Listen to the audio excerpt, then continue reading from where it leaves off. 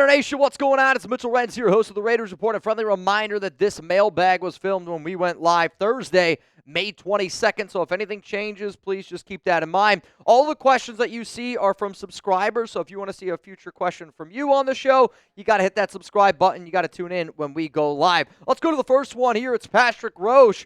I'm terrified that Wilkins will become 100% healthy and then at game time be one and done. At this point, I just want Wilkins to get to 100% health. I know Liz Frank injuries can be very confusing, and they're confusing because you can have your foot healed up, but when you are the size of the human being that Wilkins is and you're dealing with a Liz Frank, because, again, you're dealing with tiny bones in your foot, it's a headache. And I think that's kind of what Pete Carroll was saying in terms of he's doing everything right, but it's a headache of an injury just because there are certain things that you just simply cannot control when you are just physically that big of a human being. Let's go to God, Family, and Raiders for Life. What up, my brother? Former Michigan linebacker Michael Barrett, the winningest player in Michigan history. I mean, I know Spytek is a Michigan guy. We know Brady's a Michigan guy. And the Raiders, they ended up doing this move. I want to say it was, on Wednesday. They signed Michael Barrett. They ended up moving on from Wesley Steiner. It's a video that I did earlier in the week where you can see the thumbnail. It literally says, Raiders make 2 roster moves. But the fact that you're adding this in, he's the most winningest player in Michigan history, that tells me exactly what I need to know about this regime. Competition, build depth, and this is the type of player that you bring into May to try to make everybody else around him better. And who knows? Maybe he ends up making a roster spot. Because if there's one thing that the Raiders need, they need a coverage linebacker. He is undersized. He does give you a little bit more coverage ability, but he definitely gives you special teams ability. What up, Robert Joseph? Could Besh be a game changer like Julian Edelman? I do think Besh can be a game changer. I just don't really compare him to somebody like Julian Edelman. If you want the Edelman comp, his name's Tommy Millott. I do think that Besh can be a game changer. He does provide down the field ability. He averaged 16 yards per catch last season. He can run through people, but I really honestly believe the way that he's going to change games this year are his ability to pick up first downs, very, very sure-handed receiver, but it's also his blocking. He's going to lay some people out, which is going to lead to a lot of yards after the catch, maybe for a Genty, maybe for Jacoby Myers, maybe it's for a Trey Tucker or Brock Bowers. Besh's blocking is what really makes him a game changer to me, and it's actually why he had the highest WAA. If you don't know what I'm talking about, you'll understand it in a video that I put out a little bit later on over the weekend. He had the highest WAA on the Raiders, which means he helped out his team more than any other player that the Raiders drafted helped their team. Think about that for a second, and that video will be out later on in the week. Let's go to Chip Paul. What up, Chip? Mitch, do you think there's any traction to people saying that Geno had better receivers in Seattle like DK and won't be as effective with the Raiders? Do I think Geno had better receivers in Seattle? Wide receivers? Yes, I do. Jackson Smith-Njigba, Tyler Lockett, and DK Metcalf is better than our receivers that we have on this football team. It's just the truth.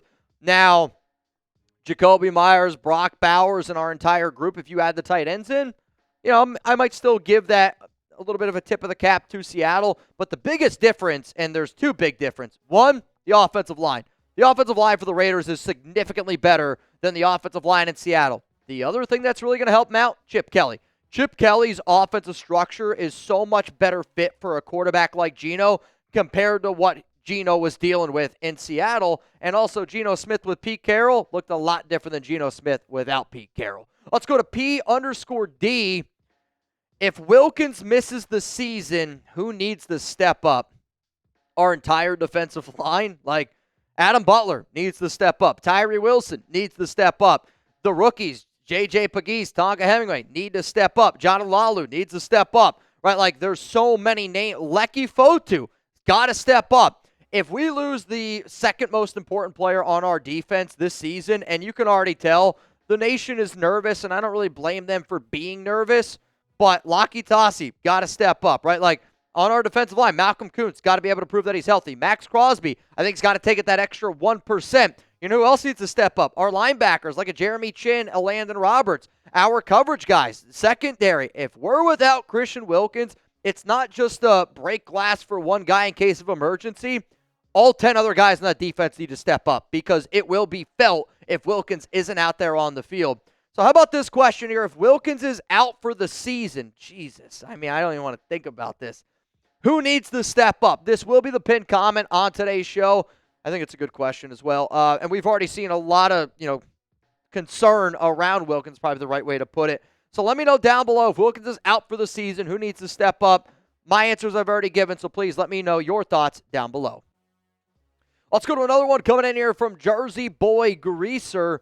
Thornton, Tucker, or Malott, who is going to be the wide receiver 3? If I had to pick between that list of names, I'm going to go with Trey Tucker, just based on who I think will be on the field more. And I only say that again, Trey Tucker's entering year 3, but Tucker's also a much better blocker than what people realize, and he can obviously stretch the field. He had a hell of a touchdown catch early on day 2 of Raiders OTAs, but Thornton is going to be able to stretch the field. Tommy Malott's going to be a really solid player. If you were to ask me this question 3 years from now of which player out of these 3 names do I think is doing the best on the Raiders, 3 years from now, I'm going to go with Tommy Malott. Because if he can show that he's getting better and better and better at wide receiver, he's a hell of an athlete. 4.39 speed for Malott. 4.3 speed, 4.35 speed for Dante Thornton. Malott can boogie, man. He can really move. Let's go to Gerard LV98. What about signing John Jenkins, or is there another defensive tackle we could get if Wilkins is out? So first off, John Jenkins signed with the Baltimore Ravens. Probably like a week, maybe 2 weeks ago at this point. And I definitely know it was after the NFL draft. If you want my honest answer, and it's probably not going to be an answer that people might think of or might love. And what's funny is Chugs and I on Thursday, we filmed a video, and it's technically going to go out Friday morning, which you guys will already see unless you're watching this live. But there's 2 names to me. And the first name that I'm going to throw out there is Jadeveon Clowney. Somebody's going to go, well, Mitch, you don't play defensive tackle. You're right. But I think Jadeveon Clowney is probably the best defensive lineman that the Raiders could go out and sign right now. And we already have a lot of tweeners, right? Hemingway, tweener. Pegues, tweener. Tyree Wilson is a tweener, defensive end, defensive tackle. And if we're confident in Patrick Graham and Rob Leonard, maybe we just go out and get the best guy out there in Jadeveon Clowney. But if you're like, no, it's got to be a defensive tackle, I'll say Quinton Jefferson. And I'll just say Quinton Jefferson because he's played 5 years with Pete. He's got 1 year with the Raiders. Max Crosby views him very, very highly. And I know he's 32 years old. He's not that great of a player. But if we're trying to add a veteran defensive tackle at this point in the offseason to make everybody else on that defensive line better, I would say Quinton Jefferson would be the name. But I don't even know if Jefferson would honestly make the roster. You're not going to be able to replace Wilkins at this point in the offseason. It's just the truth. It's going to be a whole collective team effort. Appreciate, again, everybody tuning in to this live show. And I love all the questions so far. God bless you to Jeremy Chugs. If you're looking for more mailbags, hit that subscribe button. Turn on those notifications because I love seeing new faces this time of the year. This time of the year proves to me you're that sicko Raiders fan that I can't wait to share beers with one day. Let's go to Lewis. What free agent or trade do you think we might get? Stephon Gilmore, Jalen Ramsey, Mike Hilton, or other?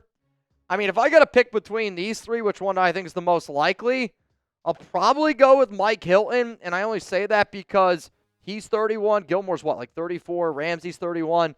Ramsey you got to trade for. Gilmore and Hilton you can at least sign, and nickel corner is a bigger need than outside corner, at least in my personal opinion. So because of that, I'm going to go with Mike Hilton. He's also by far the cheapest out of everybody on that list. Let's go to Jonathan Smith.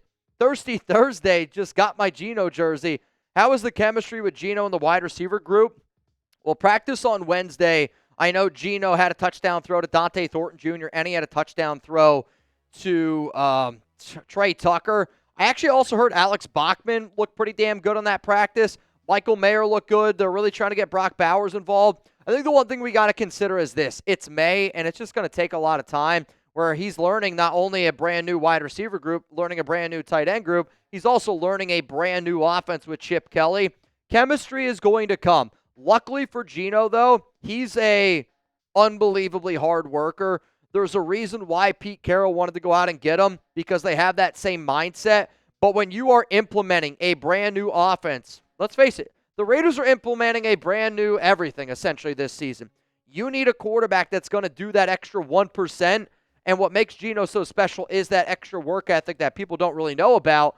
But when you're benched and your career is kind of on the line, Spytech said this in an interview recently, that he thought Geno and Baker were very similar in the way that they approached the game in terms of like they always carry that chip on their shoulder because they were very close to being out of the NFL, and they never want to get put back in that situation. And I think that's why you're going to see Geno be very good this season. What up, Raider J? Looking forward to that Genty jersey. Let me get a Raiders. Raider J, you in. And if you don't know what Raider J is talking about, everybody for the month of May, if you send in a $5 super chat, you're going to be entered in for a chance to win a Genty jersey at the end of the month, Friday, May 30th. If you're like, Mitch, hey, man, I'm busy. I can't tune in while it's live. You can also send in a $5 super thanks. If you're like, dude, I don't even want to wait to get a Genty jersey, you can also go to chatsports.com/Raiders jerseys or chatsports.com/Genty. Both are going to be available to y'all. I will say they are selling quickly. The last time that I checked, they did not have all the sizes. Obviously, if you end up winning and they don't have your size, give me a week, give me 2 weeks. We will end up getting you the jersey. Just be patient. If you do win, though, I need your first name, last name, shipping address, and the size. Let's go to Toasty Topics. JPJ is getting that award, Raiders for Life. What was the brand new award that was just released? The Protector of the Year? If you were to tell me, Mitch, who's the offensive lineman for the Raiders that gets Protector of the Year, I will say JPJ over Colton Miller. And I think Colton's a better offensive lineman right now, but I do think JPJ's got legit top 5 center upside. And when you have that legitimate of a center, it just ties the whole offensive line together, right? Like, the Raiders' whole line with Rodney Hudson was good. Great. I mean, it was great. But I think because Rodney Hudson was just so elite, and Chugs and I earlier on the show were talking about live, like when you're in the huddle, you need somebody that when they look at you, like you're going to believe in them. JPJ has already like that trust amongst that Raiders offensive line, and he's the tone setter.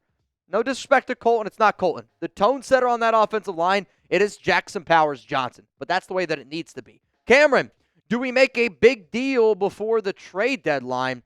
So I actually don't know exactly when the trade deadline is yet for the NFL this season. I know last year it was November 2nd, which for the Raiders was right before their Week 10 bye. It was right after the Bengals game, Week 9. It's typically right around then. I mean, I wouldn't be shocked if the Raiders made a trade. Like, if you told me right now, will the Raiders make a trade before the trade deadline? I'm going to say yes, just because, you know, Spytech was already showing you in the draft that he was traded back twice to be able to build more depth. If they feel like that they can build depth and they feel like that there's a player that helps them win, they'll go out and they'll do it. Let's go to Christian. You're next up here on the show. Jake Haener is hurt. Carr retired. If the Saints offered a 6th-round pick for AOC, would you do it? Oh, man. How do all roads get back to AOC? I'm going to say no. And maybe that shocks people, but I'm going to go no. And I also don't know if the Raiders would do it because the Raiders did just hire 2 guys from Philadelphia, and Anthony Patch and, what's the other guy's name? I can't think of the other guy's name they just hired from the Philadelphia Eagles. Regardless, though, Philadelphia has always been a team that really predicates themselves on having a good backup quarterback. And because I think that this Raiders team is also going to do that, where if Geno goes down, Aiden gives you a shot still to compete. Brandon Hunt, thank you to whoever in the chat or Chugs. And because this Raiders team wants to win right now, I think that they understand that even if Geno goes down, they have to still be able to put a product on the field that allows them to compete. Reports right now out of camp are very good on Cam Miller. Reports on camp last year around Dylan Laube were also very good, you know? So, like, I think sometimes you have to temper your expectations. But having a good backup quarterback, it's extremely important. And it's helped teams win Super Bowls before, like Philadelphia. Hell, I think even the Kansas City Chiefs a few years ago when Chad Henne had to go in a playoff game, I think it was against the Browns. The Chiefs ended up winning the Super Bowl that year. You need to have a good backup, and AOC is a damn good backup, and he's on a cheap, reasonable contract. Yes, I would love to have a 6th-round pick, but the Raiders are also going to get an additional 6th-round comp based on how much playing time some of the players get that they were unable to bring back last season in free agency. So as much as I don't want Aiden O'Connell to step foot on that field, and as much as I would love to have a 6th-round pick, I'm going to say no, trading AOC to the Saints for a 6th. Let's go to Brian. I also actually don't think the Saints would do it. What up, Brian? I can't see 8 to 10 wins with the secondary not having a free safety and possibly the worst linebacker room in the league. Please talk me out of it. Geno Smith has never had a losing season with Pete Carroll. Geno Smith, by some people, is regarded as a top 10 quarterback. We have a great running back in Ashton Genty. I think we have a great young tight end in Brock Bowers. If our defense can surprise us, and sometimes all of it takes is a guy to pop up. What if Tommy Eichenberg looks like Robert Spillane? What if a Darian Porter looks like the best corner in the NFL, like early on, right? Like, you just need certain guys to be able to take that next step. And the reason why I want people to believe is because of Pete Carroll and John Spytek. And that's two people that have been able to do it and win a Super Bowl. I want people to be able to believe in a guy like Chip Kelly, believe in a coordinator like Patrick Graham. And sometimes you just need to have great coaches, and it can be switched very, very quickly. That's how I'm going to sell you on. I'm not going to disagree that the secondary and the free safety room does scare me a little bit. But if this team wins in the trenches like I think they can, and if this offense, which I do think is top 12 potential, goes out there and they're a top 12 offense, top 12 offenses in today's day and age in the NFL, they win 8 to 10 games. Appreciate, again, everybody tuning in. If I was unable to get to your question, you can always hit me up on IG and on Twitter. I am at Mitchell Renz 365. I actually had a cameo this morning as well that I did.